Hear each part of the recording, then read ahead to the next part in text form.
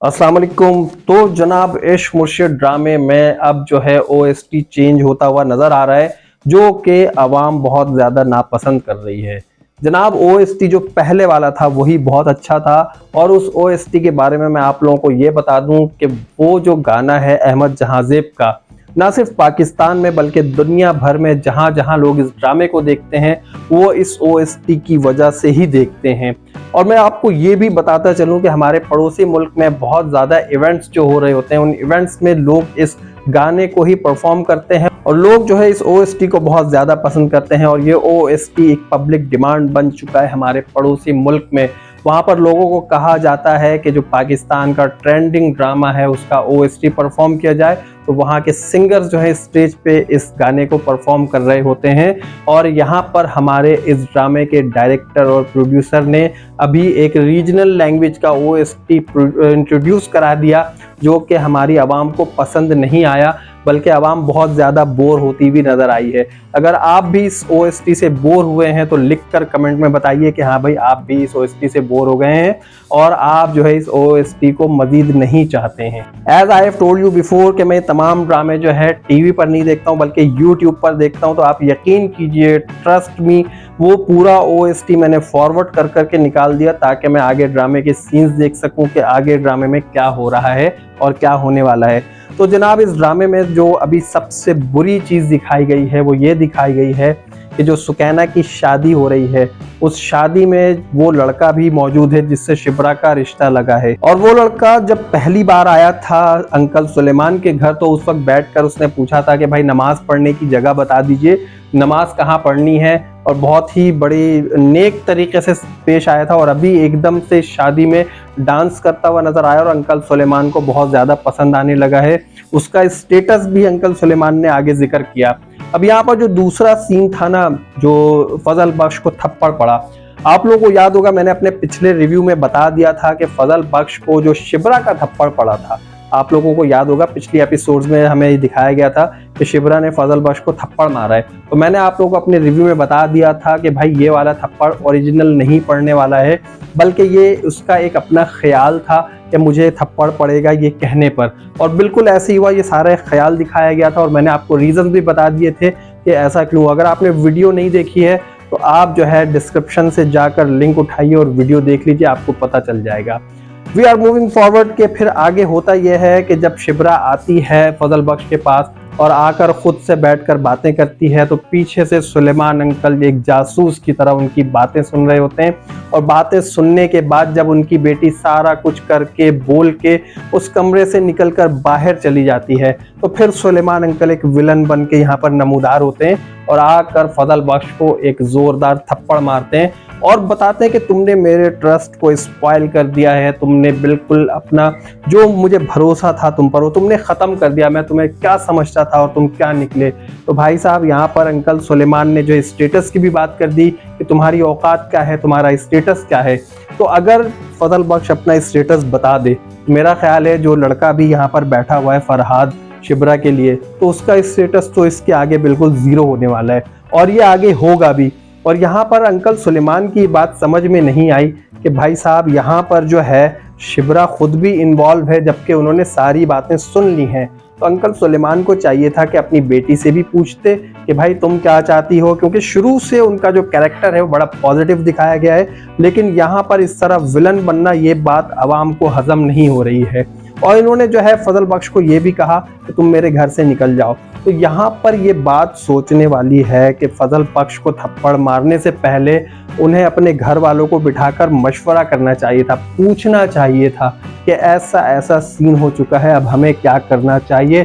क्योंकि शिब्रा भी काफ़ी हद तक फजल बख्श में इन्वॉल्व नज़र आ रही है और ये दोनों एक दूसरे से मोहब्बत भी करते हैं। यहाँ पर सुलेमान अंकल का जो रोल हमें नज़र आया, जो उनका कैरेक्टर नज़र आया, वो बहुत ही हम्बल सा नज़र आया, बहुत पोलाइट सा नज़र आया और ऐसा नज़र आया। और हम अभी तक यही समझ रहे थे कि जब अंकल सुलेमान उसे थप्पड़ मारेंगे तो शायद उन्हें ये पता चल जाएगा कि फजल बख्श जो है वो शामिर सिकंदर है, लेकिन कोई और रीज़न उसके पीछे नहीं होगी। लेकिन यहाँ पर सिर्फ और सिर्फ मोहब्बत की बिना पर और शिब्रा से बात करने की वजह कर जो है उसे बहुत ज़बरदस्त सा थप्पड़ पड़ा। यहाँ पर अंकल सुलेमान के ऊपर जो एक डायलॉग था कि तुम्हारी औकात क्या, ये बिल्कुल भी सूट नहीं कर रहा था क्योंकि अंकल सुलेमान ने शुरू से जो है वो कभी स्टेटस को तरजीह नहीं दी, कभी उन्होंने प्रीफर नहीं किया किसी स्टेटस को, किसी अमीर घराने को, बल्कि उन्हें उसूल पसंद लोग बहुत पसंद थे, जो उसूल वाले हों, जो अपनी ज़िंदगी सादा गुजारते हों, जो गरीब हों। इस वजह से ही इस करोड़पति अरबपति शख्स ने, जो कि इस वक्त वजीर आज़म बनने वाला है, ये एक आम आदमी का कैरेक्टर बन के आया इनके सामने और वैसे ही अपने आप को मनमाने की कोशिश करने लगा। यहाँ पर अगर हम नोट करें तो फजल बख्श ने जब अंकल से कहा कि मेरी नीयत ख़राब नहीं थी, तो अंकल को उसकी बात एटलीस्ट सुननी चाहिए थी, बजाय इसके कि वो सिकंदर ने महरीन से एक दिन का टाइम मांगा था कि तुम एक दिन एटलीस्ट वेट कर लो, फिर जो है मैं तुम्हें जवाब दे दूंगा। यहाँ पर इनकी जो केमिस्ट्री है बहुत ज़बरदस्त चल रही है और ये हमें देखने को मिलेगा कि शिब्रा भी अब शौक होने वाली है बहुत ज़्यादा। एक तो यहाँ पर महरीन का दिया हुआ एक दिन का टाइम भी पूरा होने वाला है और शिब्रा को अब वो किसी तरह लेकर आएगा कि मैं तुम्हें जो है दिखाता हूँ कि मैं किसकी अकीदत में जाता हूँ, और वो अपनी माँ की कब्र पे फूल चढ़ा रहा होगा और शिब्रा से कह रहा होगा कि मैं यहाँ पर आता हूँ। तो शिब्रा उससे यही सवाल करेगी कि भाई ये तो बहुत पहले इनकी डेथ हो चुकी थी, जब मैं बहुत छोटी थी। शिब्रा एक्चुअली बहुत इंटेलिजेंट गर्ल है और उसने तमाम चीज़ें याद रखी हुई होती हैं, CSS पास कर चुकी है, तो इस वजह से जो है शिब्रा यही कहेगी कि ऐसा क्या है। फिर वो अपनी हकीकत बता रहा है, आगे बताएगा एपिसोड में कि मैं जो हूँ फजल बख्श नहीं हूँ, बल्कि मैं शामिर सिकंदर हूँ और मैं जुबैदा सिकंदर का बेटा हूँ। यहाँ पर उसकी बेहतरीन गाड़ी भी उसे नजर आएगी और वो देखकर हैरान रह जाएगी। अब यहाँ पर शिब्रा को एक शौक इसलिए नहीं लगेगा कि ये बंदा जो है इतने सूट बूट में क्यों है, क्योंकि इसने ऑलरेडी अपने आप को जो है थोड़ी सी ग्रूमिंग करना शुरू कर दी है, अच्छे कपड़े पहनना शुरू कर दिए थे। तो शिब्रा शायद यही समझेगी कि अब जो है इसने थोड़ा सा अपने आप को मजीद चेंज कर लिया है और पॉजिटिव चेंज आ गया इसके अंदर। तो शिब्रा को यहाँ पर ये वाला शौक तो नहीं लगने वाला, लेकिन यहाँ पर उसको जो 440 वोल्ट का झटका पड़ेगा वो उस वक्त पड़ेगा जब ये बताएगा कि मैं फजल बख्श नहीं हूँ बल्कि शामिर सिकंदर और जुबैदा सिकंदर का बेटा हूँ। लेकिन यहाँ पर आप लोग ये नोट कर लीजिए कि शिब्रा को बहुत ज्यादा शौक नहीं पड़ेगा। उसकी वजह यह है कि शिब्रा ने ऑलरेडी इससे कई बार पूछा है, क्योंकि शिब्रा को इस पर शक बहुत हो चुका था। शिब्रा ने इससे कई बार ये सवाल किया कि आखिर तुम हो कौन, तो इसने हर बार यही जवाब दिया है कि मैं आने वाले वक्तों का वजीर आज़म हूँ। और ये शिब्रा से कह भी देगा कि मैं तो तुम्हें कई बार बता चुका हूँ कि भाई मैं आने वाले वक्तों का वजीर आज़म हूँ, लेकिन तुमने ही मेरी बात का यकीन नहीं किया, तो अब मैं क्या कर सकता हूँ। यहाँ पर शिब्रा किसी ना किसी तरह मैनेज कर लेगी, अपने आप को संभाल लेगी। और ये भी हो सकता है कि थोड़े से टाइम नाराज रहने के बाद, क्योंकि देखें मोहब्बत तो शिब्रा भी करने लगी है, अब ये एक तरफा मोहब्बत नहीं है, दो तरफा मोहब्बत है और साथ में महरीन भी आ गई है। अब महरीन जो है ना वो यही कोशिश करेगी कि वो किसी तरह जाकर राज खोल दे। तो यहाँ पर शिब्रा पर सारे राज खुल जाएंगे कि भाई महरीन जो है वो इसके घर पे क्यों आई थी और उसने शिब्रा से दोस्ती का ढोंग क्यों रचाया था। और जब ये मंगेतर है और अगर ये पसंद नहीं करता, ये पसंद तो मुझे करता है बल्कि मुझसे तो मोहब्बत करता है, तो इसकी शादी भी मुझसे ही होनी चाहिए। शिब्रा इसी ट्रैक पर चल रही होगी, जबकि महरीन जो है वो बहुत ज़्यादा उसने एक जंग शुरू कर रखी होगी। आगे जो है कुछ पॉलिटिक्स के मामलात भी आपको दिखाए जाएंगे और इसी तरह जो है होते होते ये मामला यहाँ तक पहुँचेगा कि महरीन हो जाएगी एक तरफ, अंकल सुलेमान किसी ना किसी तरह मानने में कामयाब हो जाएंगे, क्योंकि शिब्रा जो है बहुत स्ट्रांग है और वो अपने घर वालों को अपने हिसाब से चला रही होती है। यहाँ पर सुकैना की ऑलरेडी शादी हो चुकी है, अब घर में कोई और मजीद ऑब्स्टेकल्स नहीं है फजल बख्श के लिए। अब अगर शादी होनी है तो शिब्रा की होनी है, तो शिब्रा की शादी जो है हैप्पीली इन द एंड हो ही जाएगी शामिर सिकंदर से, और वो शामिर सिकंदर बन के ही उससे शादी करेगा। बट ये भी हो सकता है कि किसी ना किसी तरह जब ये इनविटेशन अपना पब्लिश करें तो उसमें जो है फजल बख्श कहीं ना कहीं जिक्र ज़रूर हो। अब यहाँ पर जो फजल बख्श का कैरेक्टर है वो भी दिखाया जाएगा आपको आगे, क्योंकि ऑलरेडी वो एक कॉमेडी कैरेक्टर है, तो वो भी इसमें आगे इंक्लूड किया जाएगा और इसकी जो है एक बहुत हैप्पी एंडिंग होने वाली है। गो के हम ये देखेंगे कि अंकल सुलेमान जो है वो थोड़े से एक मुश्किल ऑब्स्टिकल साबित होंगे इस शादी में, उनको मनाना ज़रा मुश्किल होगा। लेकिन यहाँ पर हम ये देख सकते हैं कि सुकैना, शिब्रा और शिब्रा की जो अम्मा है वो तीनों एक ही प्लेटफॉर्म पर हैं और अभी तक अंकल सुलेमान से किसी ने कोई बात नहीं की है, उन्हें कन्विंस नहीं किया है।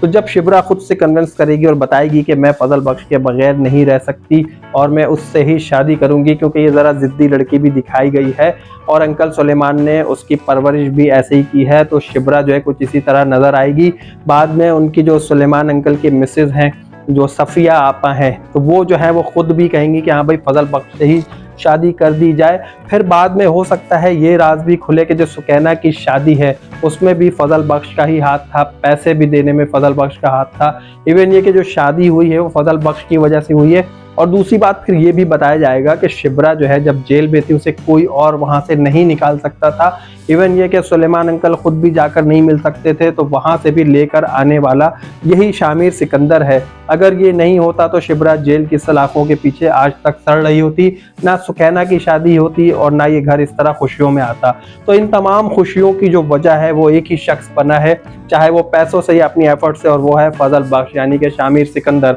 तो फिर हो सकता है कि अंकल आहिस्ता आहिस्ता कन्विंस हो जाए और मान जाए, और यहाँ पर फजल बख्श यानी कि शामिर सिकंदर के लिए एक पॉजिटिव पॉइंट जो होगा, जो एक रिसोर्स होगा, वो खुद उसकी वालदा जुबैदा सिकंदर होंगी, क्योंकि वो उनसे ऑलरेडी बहुत इंस्पायर है, उनके पुराने रिलेशंस रहे हैं, उनसे पॉलिटिकल रिलेशंस रहे हैं, तो वो उन्हें जानते हैं। तो इसकी वजह से वो यहाँ पर मान जाएंगे और यहाँ पर एंड में महरीन एक तरफ हो जाएगी, और उसके बाद जो है जो दाऊद सिकंदर हैं उन्हें खुद भी जो है अपने बेटे के आगे घुटने टेकने पड़ेंगे, क्योंकि उन्हें पता है कि अगर वो घुटने नहीं टेकेंगे तो उनका बेटा वजीर आज़म नहीं बनेगा, उनका जो पॉलिटिकल कैरियर है वो सारा कुछ तबाह हो जाएगा। तो अपने करियर को तबाह करने से बचाने के लिए अपने बेटे की बात मान लेंगे और शिब्रा से बिल आखिर शामिर सिकंदर यानी कि फजल बख्श की शादी हो जाएगी, और हमारी पाकिस्तानी अवाम और जितनी अवाम इस ड्रामे को देखती है वो खुश हो जाएगी। जो लोग ये सोच रहे हैं कि इसका एक ट्रेजिक एंड होने वाला है, ऐसा बिल्कुल भी नहीं है, कोई ट्रेजेडी नहीं दिखाई जाएगी। यहाँ पर ऐसा नहीं होगा कि शामिर सिकंदर और महरीन की शादी होगी,